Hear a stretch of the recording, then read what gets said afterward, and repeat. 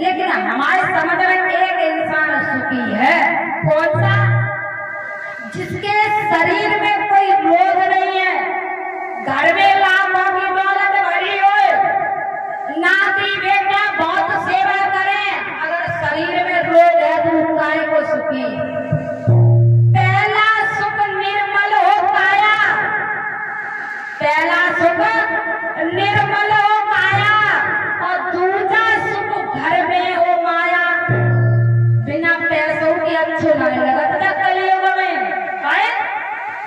एक बात और बताएं महाराज परीक्षित, लोग कहते हैं कि राम का नाम काफी है, पैसा जरूरी नहीं है। अगर पैसा ही नहीं होता तो आज तक नहीं हो तो पैसा भी बहुत जरूरी है। कैसे? कलयुग में दो ही बड़े, याद रखना ये मेरी बात, कान खोल के सुन लेना। कलयुग में दो ही बड़े, एक पैसा एक राम, और पैसा से सब काम है, मुक्त राम को नाम। पैसे से सब काम है, ये ना बिना पैसा के कोई तुम्हें बूझे नहीं।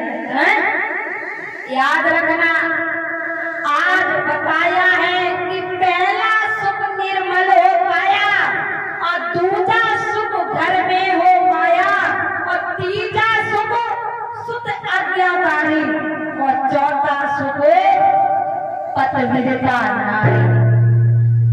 पहला सुख काया निर्मल हो, सुंदर शरीर हो, और भैया लला मदन शरीर एक तो सुंदर अच्छो नहीं लगा तो जो हर समय शीशे ही पकड़ेगा।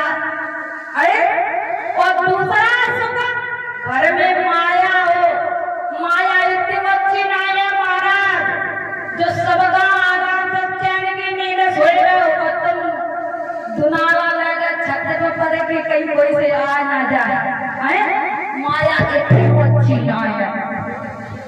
पुत्र आज्ञाकारी, आहा ये तो बड़ी सुंदर बात है। लाखों हजारों की बात छोड़ो, करोड़ों में कोई एक ऐसा इंसान होगा जिसका पुत्र आज्ञाकारी निकल आता है, पिता की हर बात मानता है। आजकल लगे ललन का देखा, अगर बाप ने ऊंची आवाज में बात कर दी तो फिर जोरा उठा तो दिल्ली चले जा। आजकल लगी औलाद जोरा उठा तो दिल्ली चले जा। बड़े सौभाग्य से आज्ञाकारी पुत्र मिलता है, और पतिव्रता नारी, ये तो बड़े अच्छे कर्म किए होंगे तब पतिव्रता नारी, जिसके घर में ये चार सुख हैं, मानो परीक्षित भाई के घर में स्वर्ग है। आज जब दूसरी शादी होके आई है, याद रखना, बड़ी वाली रानी ने बांदी को भेजा, और बांदी से कहा है कि बांदी हमारी छोटी वाली बहन को, यानी कि हमारी सौत को महलों में स्वागत और सम्मान के साथ ले आ। अब भैया महाराज परीक्षित ने ध्यान दियो, जैसे ही बड़ी वाली रानी की बांदी पहुंची और डोला में से झांक के देखी, डोला पे जो कपड़ा पड़ा था चूड़न उचका के देखी तो भैया श्रीदेवी डोला में बैठी। अब कोई उतारे तब उतरे।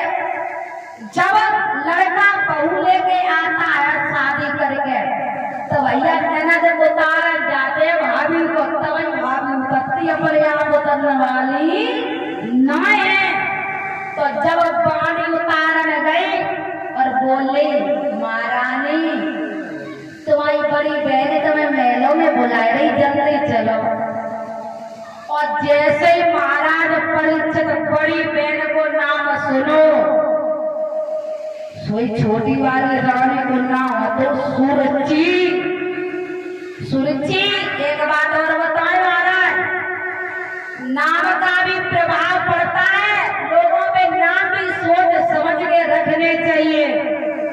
सुरुचि का मतलब है अपनी इच्छा से चलने वाले को सुरुचि कहते हैं। स्व माने अपनी और रुचि माने इच्छा। अपनी इच्छा से चलने वाले को सुरुचि कहते हैं, जो किसी की बात न करे। हमारे पिता ने दूसरी लड़की को जन्म नहीं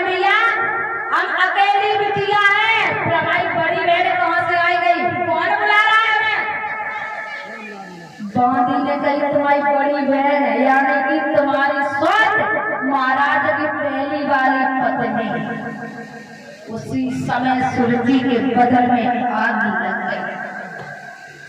सुरजी बोली है उत्तानपाद को बुलाया जाए। उसी समय महाराज उत्तानपाद को बुलाया और बोल रही है, अरे राजा, तूने हमारे साथ में बहुत घाटिया की है, बहुत ही बड़ा छल किया है। मुझे नहीं पता था कि तूने मेरे लिए सौत को पहले से पाल रखा है। सौत के साथ रहना तो दूर की बात, हम सौत का चेहरा भी नहीं देखेंगे। अब तेरी भलाई इसी में है, हमारे डोला को